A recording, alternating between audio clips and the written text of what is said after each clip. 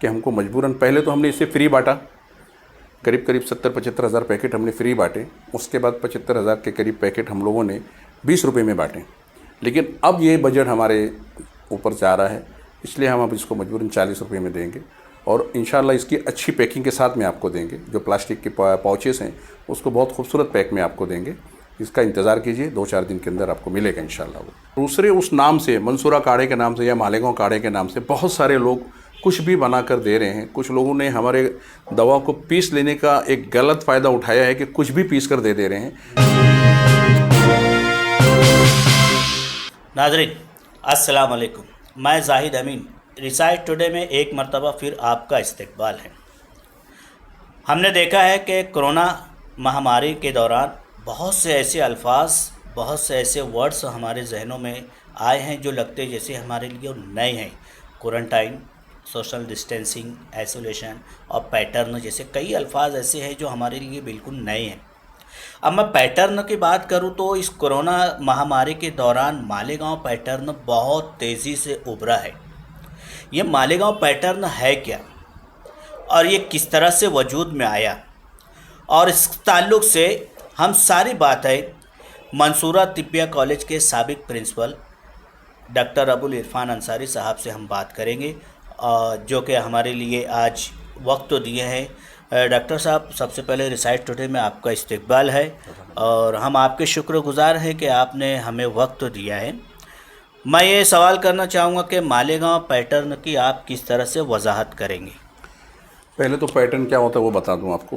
Pattern यानी तरीका, कि मालेगांव में क्या तरीका इस्तेमाल किया गया जिसके ज़रिए से कोरोना ख़त्म हो गया। तो मांद्रे साहब ने तो साफ साफ कह दिया कि हर पैथी को परमिशन दे दी थी, जल्दी जल्दी डिस्चार्ज करने लग गए थे, पेशेंट को क्वारंटाइन करना, होम क्वारंटाइन की शुरुआत कर दी थी। तो उनका एक जुमला अगर ये आ जाता कि भाई हमने मालेगांव को उनके हाल पे छोड़ दिया था तो ज़्यादा सही था। उनका मल्टी ड्रग और मल्टीपर्पज़ ट्रीटमेंट का जो मेन मुद्दा है उस पर मुझे डिस्कशन करना, और यही मालेगांव पैटर्न है कि मालेगांव में सारे बड़े अस्पताल, बड़े दवाखाने, बड़े डॉक्टर्स घर बैठ गए थे और दवाखाने बंद थे। यहाँ सिर्फ और सिर्फ बीएमएस डॉक्टर्स ने अपनी खिदमत अंजाम दी, और वो सारे के सारे, मैं ये नहीं कहता कि मंसूरा से फारिग हैं, लेकिन 90% मंसूरा से फारिग हैं। यानी मंसूरा इसमें सबसे अहम रोल अदा करता है कि मंसूरा के फारिगीन ने उन मरीज़ों की खिदमत की जो शायद कोरोना से पीड़ित थे या उनको कोरोना था भी और नहीं भी था, लेकिन उनका इलाज बर वक्त हुआ, जिसकी वजह से वो सीरियस नहीं हो सके और मामला बहुत आगे न बढ़ सके। और अगर कोई मामला थोड़ा बढ़ा भी तो उसको उन्होंने घर पर ऑक्सीजन लगाकर और मज़ीद ट्रीटमेंट देकर उनको अच्छा करने की कोशिश की। उन्होंने दोनों पैथी का इस्तेमाल किया। उनको एलोपैथिक की भी नॉलेज दी जाती है और उनको यूनानी की भी नॉलेज दी जाती है, और जिनको दोनों पैथी का नॉलेज है वो ऑब्वियसली ऐसे अमराज में बहुत अच्छा काम करते हैं, और उन्होंने ये काम करके दिखाया।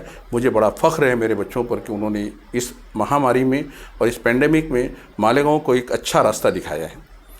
और इस रास्ते में आप अगर गौर करें तो तकरीबन हर आयुष मिनिस्टर ये बात कह रहा है कि आयुष के लोगों ने काम किया है और आयुष के लोगों ने इसमें बहुत ज़्यादा रोल अदा किया है। आयुष से मुराद है आयुर्वेदिक, यूनानी, होम्योपैथिक और सिद्धा। ये चारों पैथी जिसको हम हिंदुस्तानी पैथी कहते हैं, उस हिंदुस्तानी पैथी ने इसमें काम किया है। Side by side modern medicine ने भी इसमें अच्छा रोल अदा किया है, जिससे इनकार नहीं किया जा सकता। नासिक ज़िला कलेक्टर सूरज मांदाड़े साहब का कहना है कि कोरोना एक जहनी खेल है। अभी जो पेपर में अभी उनका बयान आया था, तो आप इसे किस पैराए में देखते हैं?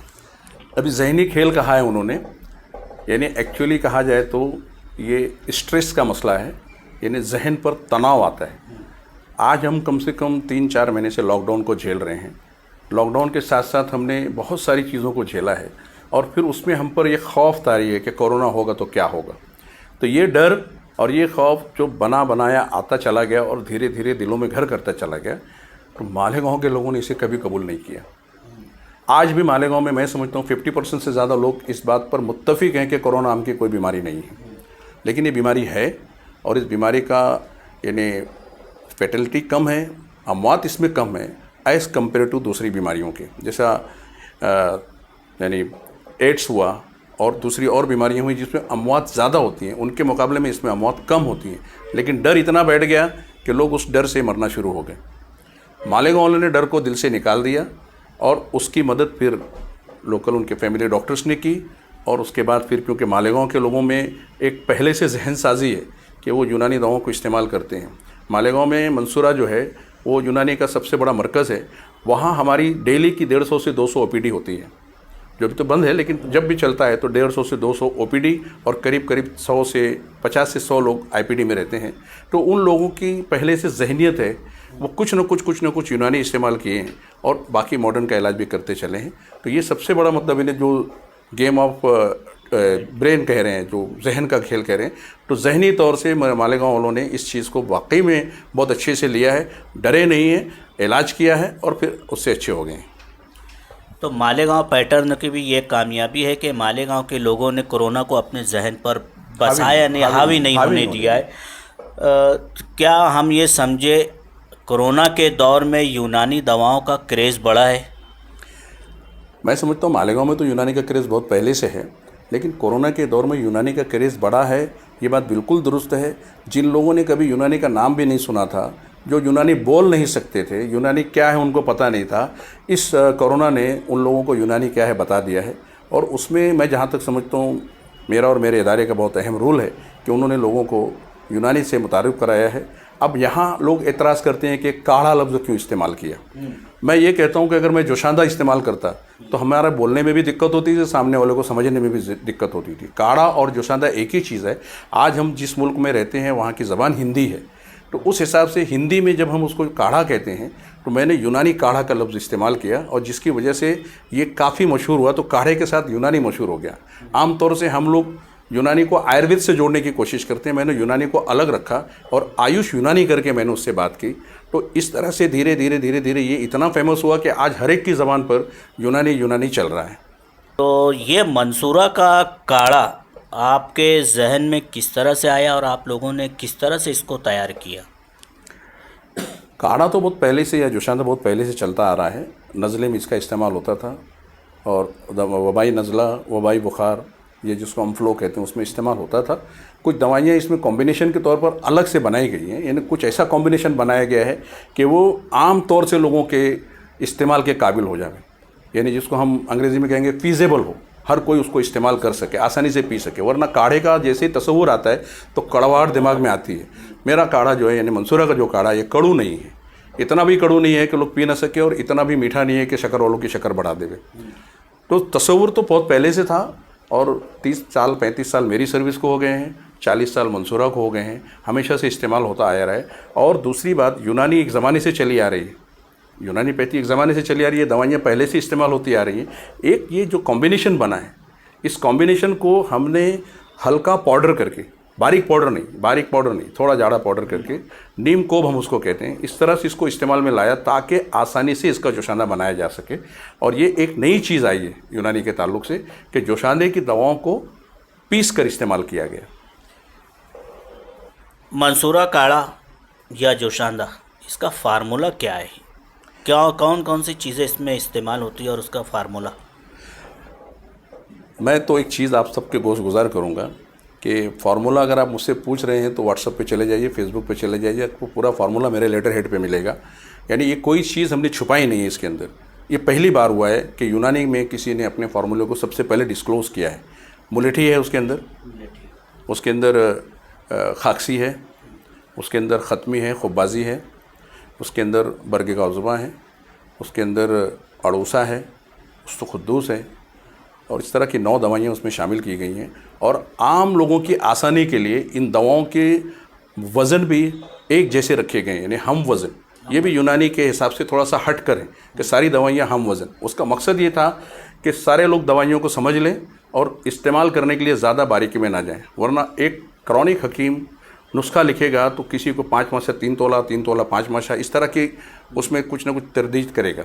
लेकिन मैंने उसमें सिर्फ और सिर्फ एक साथ एक वज़न में दिया है कि एक आम आदमी भी उस नुस्खे को आसानी से बना सकता है, और बना रहे हैं लोग और इस्तेमाल भी कर रहे हैं उसको। और इस्तेमाल करने के साथ साथ उसकी डिमांड बढ़ गई है।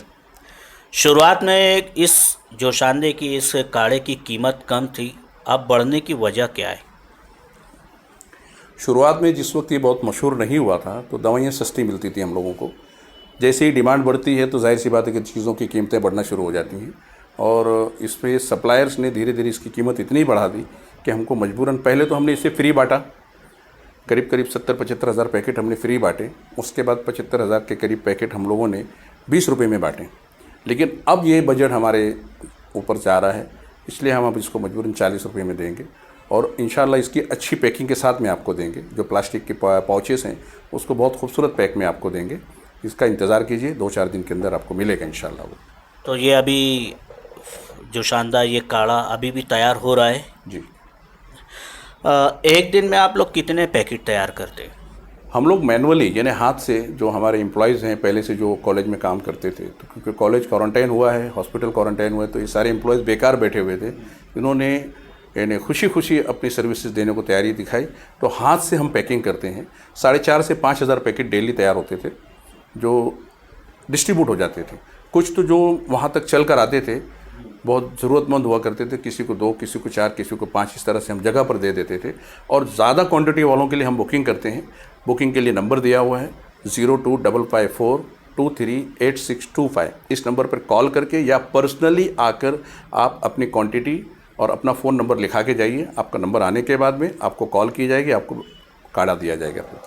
ऐसी बातें हैं कि ऑर्डर बहुत ज़्यादा तादाद में लोग दे रहे हैं कि एक आदमी जो है 30, 40 या 100 पैकेट मांग रहे हैं, तो फिर इससे आप क्या समझेंगे? नहीं, अब इसमें ऐसा है कि किसी के चेहरे पर नहीं लिखा हुआ है कि वो इसको ले जाके ब्लैक मार्केटिंग करेगा। मैं समझता हूँ आपका सवाल इसी तरफ है कि ब्लैक मार्केटिंग हो रही है। हम 20 रुपये में देते हैं, लोग 200 रुपये में बेच रहे हैं जी। हमें भी पता है इस बारे में कि लोग इस तरह से कर रहे हैं। हमने इस ताल्लुक से बहुत साफ लफ्ज़ों में कहा है कि हम आपको जो काढ़ा दे रहे हैं, आप इसको फ्री डिस्ट्रीब्यूट करोगे, और हमसे वो वादा करके लेके जाते हैं कि हम फ्री में बांटेंगे। अब अगर वो फ्री में नहीं बांट रहे हैं तो वापस वो बीमारी को अपने घर बुला रहे हैं, मतलब बेईमानी पर आ रहे हैं, और बेईमानी से फिर जाहिर सी बात है कि अल्लाह की पकड़ होगी, और उस पकड़ के लिए उन्हें तैयार रहना चाहिए। इस काढ़े का ऑर्डर सिर्फ मालेगांव है या आउट ऑफ सिटी भी है, या आउट ऑफ डिस्ट्रिक्ट है, या स्टेट है? ऑर्डर तो मैं बताऊं आपको कि अब बड़े बड़े लोगों के ऑर्डर आना शुरू हो गए हैं। और सिल्लोड़ के जो मिनिस्टर हैं जी, अब नाम मैं भूल रहा हूँ उनका, अब्दुल सत्तार साहब, 20,000 पैकेट का ऑर्डर है। शगन मुजबल साहब का ऑर्डर है, जितेंद्र अहवाड़ साहब का ऑर्डर है। और इसी तरह से अभी यानी जो राष्ट्रवादी के जो चीफ हैं शरद पवार जी, उनकी तरफ से मतलब डायरेक्ट तो नहीं लेकिन इनडायरेक्ट हमारे पास में हसन मुशर्रफ की तरफ से ऑर्डर है कि कम से कम 5,000 पैकेट उनको हमको देना है, और उसके बाद और भी बढ़ाना है। 50,000 पैकेट भी हो सकता है, लाख भी हो सकता है। हमारी ख्वाहिश ये है कि गवर्नमेंट ऑफ महाराष्ट्र इसको टेक ओवर करे और हमें बनाने के लिए पैसा देवे और इसको फ्री डिस्ट्रीब्यूट करे। ऑर्डर्स बहुत हैं, महाराष्ट्र भी हैं, महाराष्ट्र के बाहर से भी हैं, और इंडिया के बाहर से भी हैं। जैसा कि आपने नाम बताए बड़ी बड़ी शख्सियत के, तो इनके ऑर्डर पूरा करने में क्या गरीब के ऊपर उसका असर नहीं हो सकता, यानी उनको मिलने की उम्मीद टूट ना जाए? हम लोगों ने सबसे पहली कोशिश यही की है कि इनके ऑर्डर के लिए हमने मशीनें मंगवा ली हैं, और बड़ा ऑर्डर है तो मशीनों से पैक होगा, और मशीनों के ज़रिए से पैकिंग होगी तो पैकिंग ज़्यादा होगी। डेली की जो क्वांटिटी है, हमारा टारगेट है कि कम से कम 20 से 25,000 हम पैकेट बनाएंगे, तो उसमें मख्तस कर देंगे हम कि ये डेली के लिए कम से कम 4 से 5,000 लोगों को हम यहाँ डेली बांटने के लिए रखेंगे, और बाकी जो है बड़े लोगों को बांटने के लिए दे देंगे। जो आज हम 500-400 खाली लोगों को बांटते हैं वो हज़ारों में आ जाएगा, तो इंशाल्लाह जो गरीब लोग हैं उनकी ज़रूरत भी पूरी हो जाएगी। गवर्नमेंट से आप क्या उम्मीद रख रहे हैं, या अभी तक गवर्नमेंट की तरफ से कोई आपकी मदद के लिए इशारा मिला? इशारे बहुत मिले हैं, लेकिन ऑफिशियली कोई ऑर्डर नहीं आया है। हम लोग हेल्थ मिनिस्टर जो हैं राजेश टोपे जी से भी मुलाकात कर चुके हैं, और उन्होंने ये कहा है कि आपके काढ़े की टेक्निकल एक्सपर्ट से जब तक कि रिकमेंडेशन नहीं आएगी तब तक हम इसको ले नहीं सकते हैं। मैं एक बात बता दूं कि हमारा काढ़ा जो है वो आयुष डिपार्टमेंट के रिकमेंड किए हुए काढ़े से अलग है। आयुष डिपार्टमेंट ने यूनानी के लिए जो काढ़ा रिकमेंड किया है उसमें और हमारे काढ़े में मुमासलत ज़रूर है, लेकिन वो और हम अलग अलग हैं, थोड़ा सा डिफरेंस है। हमारा काढ़ा अच्छा रिजल्ट दे रहा है, ये जग जाहिर है। वो काढ़ा कोई इस्तेमाल कर रहा है या नहीं कर रहा है मैं नहीं जानता हूँ। मैं तमाम ही लोगों से, ख़ास तौर से मालेगांव और बैरून मालेगांव और पूरे हिंदुस्तान के लोगों को एक बात बता देना चाहता हूँ कि मैंने और हमारी इंतज़ामिया ने अपने फार्मूले को हर ख़ास व आम के लिए आम किया हुआ है। वो हमारे लेटर हेड पर सबके सामने है, और उसने दूसरे उस नाम से, मंसूरा काढ़े के नाम से या मालेगांव काढ़े के नाम से बहुत सारे लोग कुछ भी बना कर दे रहे हैं। कुछ लोगों ने हमारे दवा को पीस लेने का एक गलत फ़ायदा उठाया है कि कुछ भी पीस कर दे रहे हैं, तो ये चीज़ें गलत हैं। और आप लोग, हमने कोई चीज़ अभी छुपाई नहीं है, तो उस लिहाज से तमाम बातों को आप ध्यान रखें कि बाकी कोई भी चीज़ जो भी मंसूरा के नाम से मंसूब होगी उसे उस पेपर के ज़रिए से तहकीक कर लेवें। हमारे सारों के नंबर दिए हुए हैं, आप उससे तहकीक कर सकते हैं। इसके इन 9 दवाओं के अलावा कोई दवाइयाँ हमारे काढ़े में शामिल नहीं हैं और बाकी सारी दवाइयाँ जो मंसूरा काढ़ा या मालेगांव काढ़ा के नाम से बोली जाती हैं, जिसमें लौंग, इलायची और दालचीनी वगैरह का शामिल है, वो मंसूरा का काढ़ा नहीं है। वो किसी और का काढ़ा हो सकता है लेकिन मंसूरा का काढ़ा नहीं है। दूसरे बिना चिप्पी के और बिना उसके बहुत सारे लोग दवाइयाँ दे रहे हैं, स्टिकर के दवाइयाँ दे रहे हैं। हर कोई उसमें कुछ ना कुछ कम कर रहा है, कुछ ना कुछ ज़्यादा कर रहा है। इसलिए बेहतर होगा कि आप लेबल वाला और हो सके तो हमारे पास से ही परचेस करें, ये मेरी गुजारिश। तो आपने इन्हें देखा कि डॉक्टर अबुल इरफान अंसारी साहब और उनकी टीम ने जो है मंसूरा काढ़ा तैयार करके एक तरह से बहुत हद तक लोगों के जहन को तैयार किया है कि इस बीमारी से हम लड़ सकते हैं। मैं डॉक्टर साहब से आखिरी सवाल करना चाहूँगा कि बीमारी से बचाव के लिए मालेगांव की आवाम या हमारे व्यूअर्स या हमारे नाजरीन को आप क्या पैगाम देना चाहेंगे? पहली बात तो नाजरीन से मैं ये कहूँगा कि जिस तरह से बीमारी से लड़ने के लिए हम लोगों ने अपना तन मन धन सब दीन की तरफ लगा दिया था और दिल से हमने दुआएं मांगी थी और अपनी मग़फ़िरत से अल्लाह ताला से दुआएं की थी और हमने भूखे रहकर भी गरीबों को खाना खिलाया था। हमने भूखे प्यासे रहकर भी गरीबों को, आने जाने वालों को पानी पिलाया था। ये आमाल थे जिसकी वजह से अल्लाह ने हमको ये फैज़ दिया कि हम लोग इस बीमारी से बचे हैं। मैं ये चाहूँगा कि मालेगांव के लोग दीन को पूरी तरह से अपनी ज़िंदगी में शामिल कर लें। सफ़ाई निस्फ़ ईमान है, आपको सफ़ाई पर ध्यान देना है। अगर आप 5 वक्त नमाज़ पढ़ते हैं तो आपकी ज़ाती सफ़ाई तो हो ही जाएगी, साथ ही साथ अगर आप अपना घर, अपना आंगन भी साफ़ रखते हैं तो बीमारियों से आप आसानी से बच सकते हैं। तो ये हैं डॉक्टर अबुल इरफान अंसारी साहब, जो मंसूरा तिब्बिया कॉलेज के साबिक प्रिंसिपल है, जिन्होंने बहुत सा तफसील के साथ मंसूरा काढ़ा की वजाहत की है, बहुत तफसील के साथ इस कोरोना के ताल्लुक़ से अपनी बातें पेश की है। इंशाअल्लाह हम फिर कोई ऐसी शख्सियत को आपके सामने पेश करेंगे जो आपके लिए मालूमात देने के लिए बिल्कुल तैयार है। तब तक देखते रहिए रिसाइट टुडे।